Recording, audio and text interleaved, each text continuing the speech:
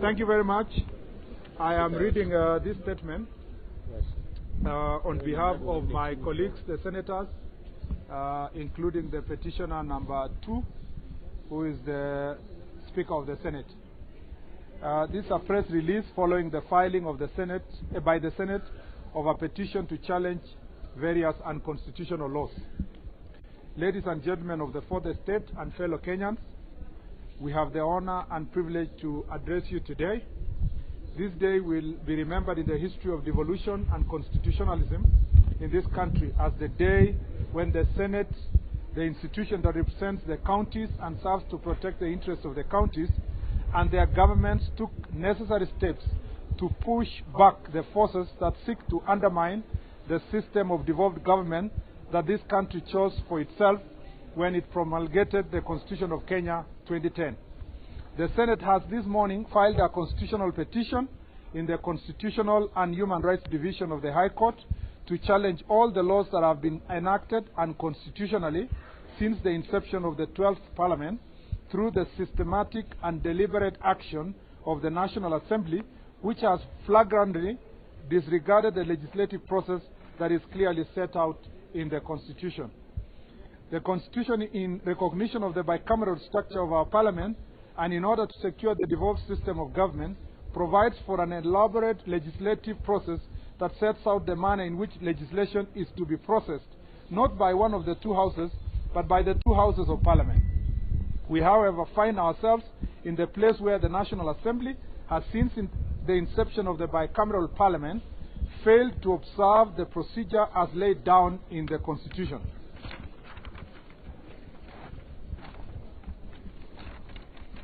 As a result, the country has been denied the benefit of essential laws emanating from the Senate, which have sought to implement the strengthen the devolved system of government, which the National Assembly has failed to consider.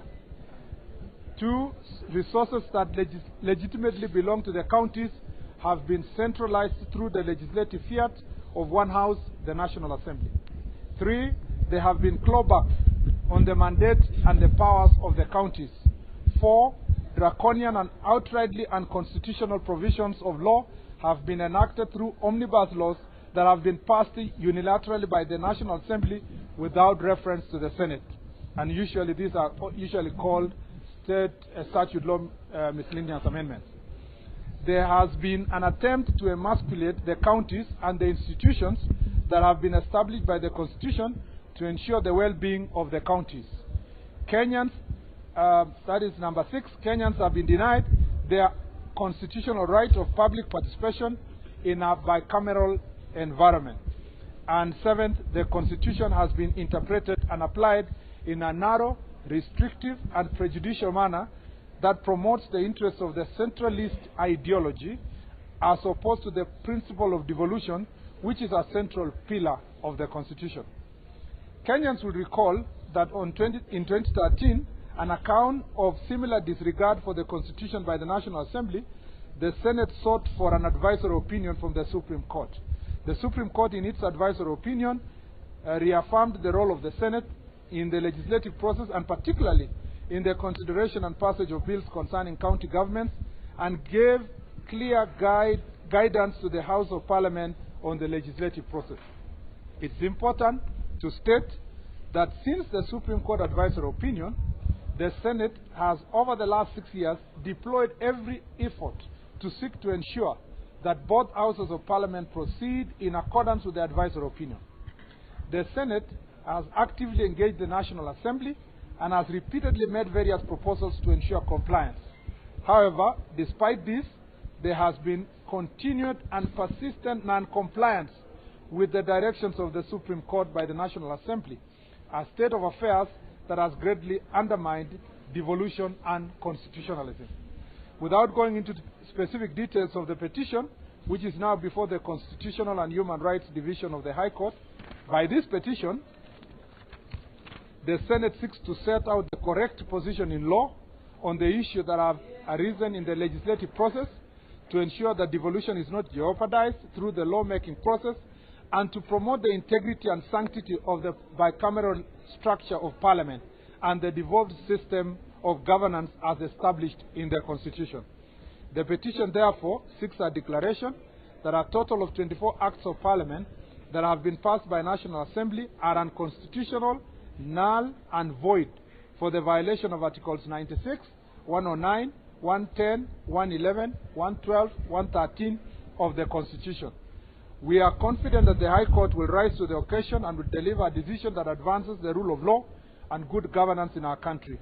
I wish to thank the Honorable Speaker of the Senate, my brother, the Senate Minority Leader, the entire leadership of the Senate, particularly the guidance and leadership of the Legal